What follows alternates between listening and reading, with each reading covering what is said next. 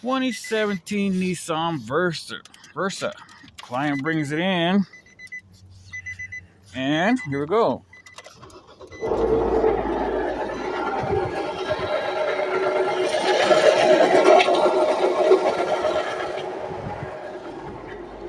Making that horrible noise in park.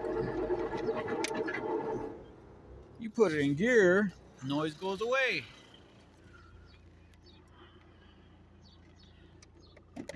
Neutral.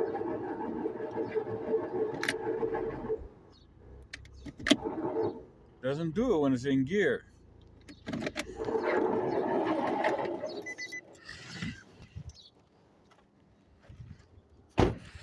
Car gets driven for DoorDash and up and down the hill, like basically does a couple 100 miles a day at least. That's a new sound for me. So wow. Have any of you ever heard of this sound? This was an interesting one. At first, when they brought it over, I didn't put it in gear, and it was just in park making that noise. So I thought, wow, maybe it's got a. It wasn't as bad when they brought it.